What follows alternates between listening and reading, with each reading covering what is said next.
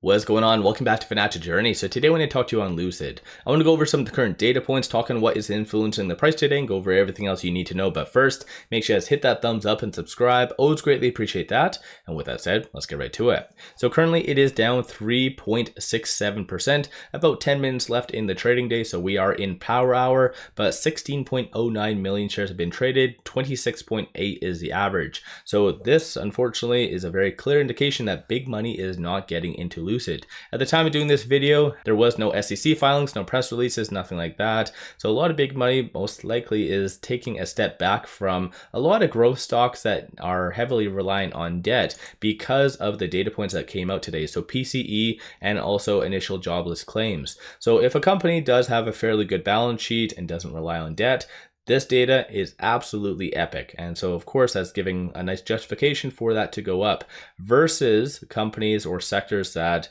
is influenced by high inflation and interest rates. They are getting very much damaged. And you can kind of see it did come in line with the forecast on a year over year, the core PCE. So 3.5 versus the 3.5 of the actual. So like I said, all depends on the company's balance sheets. And as it stands right now, Lucid's balance sheet is not necessarily the best, even though Sherry did say that they have sufficient amount of capital up until around 2025. I kind of tend to disagree with her, as I've been very vocal about. I personally feel that they have up until around June of 2024 before they do need more additional capital. So that might be coming down the pipeline fairly soon. And plus, there was this that was floating around. So Sultan posted this.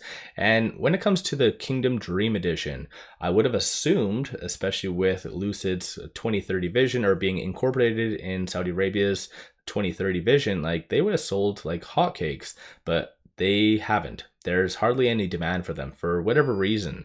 And when it comes down to that, it could be because of demand or just lack of infrastructure and people just not wanting them, or it could be price.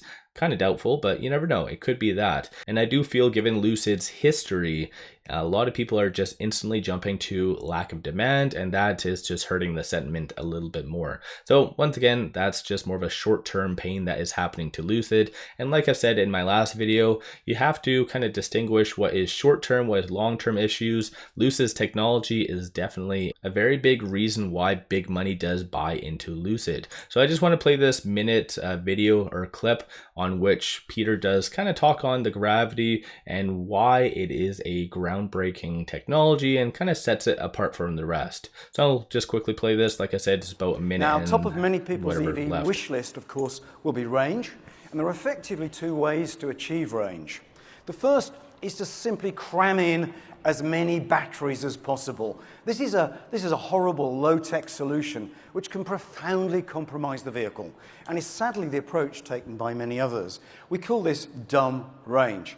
But happily, there is an alternative. Lucid's approach is to develop cutting-edge EV technology, the most advanced motor and drive units available today, combined with our widely respected race-developed battery technology, which operates at an ultra-high voltage, because ultra-high voltage is the future. This enables a Lucid to travel further with less battery size than any other vehicles available today. And this truly is smart range. And this difference is so significant that Lucid Smart Range enables the Gravity to travel a range in excess of 440 miles with nearly half the battery size of some of our competitors. So yeah, pretty cool stuff. Like I said in my last video, technology is what is going to make Lucid a household name and just put its name on the map. Probably next to Tesla or even next to Rivian, or top 3 ultimately. But no matter what, the Gravity, at the same time, as good as this is, it is coming out and starting production the tail end of 2024. So it is a good 1 year until, I guess, this does come to realization and you actually start to see them on the road. So are we going to talk about that for the full year, or I don't know. So this is kind of good and a bad scenario. So I'm going to go over some data points, starting off with options. So the market's closing in about 5 minutes, but $363,000 in calls being purchased versus 29 million in puts, and 27 million of that was just one transaction. So subtract that, it's kind of evenly divided, or I guess still very much put side. So people are anticipating for it to trend down. Looking right here though at the call options,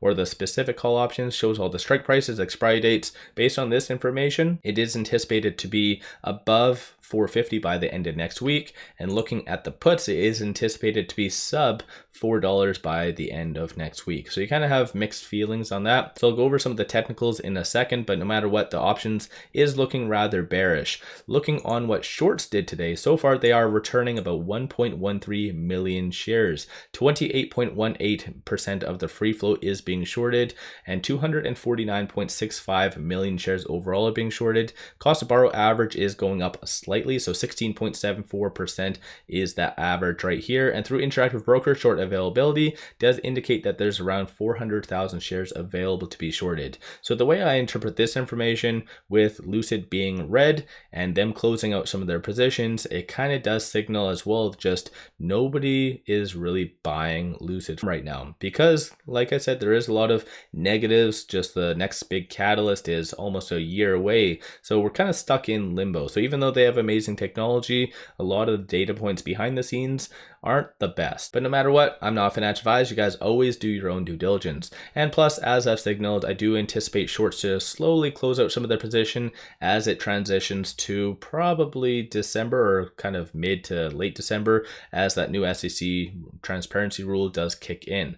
But let's talk on the technicals. So with it at $4.23, so it's kind of recovering slightly, but still $4.23, it is between this S1 and the pivot. And so $4.59 is going to be the next strong resistance, and $3.94 is going to be that next strong support. So based on this, even though it has gone down over the last couple days, or a lot of volatility I guess today, just nothing has changed on the technicals. So it is still just range bound between these 2 points, and like I've signaled, it is kind of wide as a gap, so there's going to be a lot of volatility. So you just have to be comfortable with that. And that might just be how Lucid does trade in the next little bit. Just a lot of volatility, either until there's some good data to get it above this pivot point, or unless there's a lot more negatives to bring it down. As of today, there has been no analyst ratings, nothing really to influence Lucid when it comes down to that. Just like I mentioned, just broader fears and just more specific fears for Lucid about demand and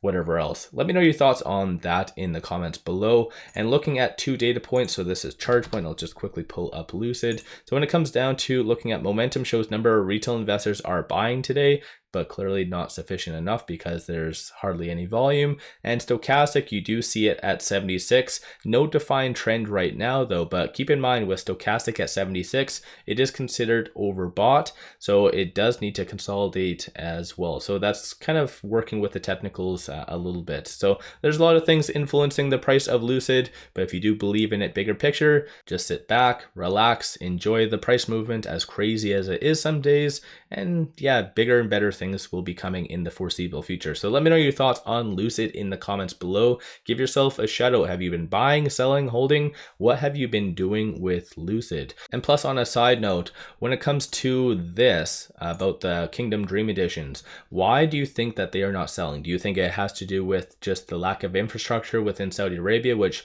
Faisal Sultan did previously state on a interview, and just the fact that it's not really ready there for a good development and integration of EVs? So do you think it has to do with that, or do you think it's more price or demand? What's your take? Don't forget to hit that thumbs up and subscribe. Always greatly appreciate that. And one final thing, if you do like my channel, want to support the growth, take a look at my memberships, link in the description below and also the comments. But with all that said, appreciate all of you watching.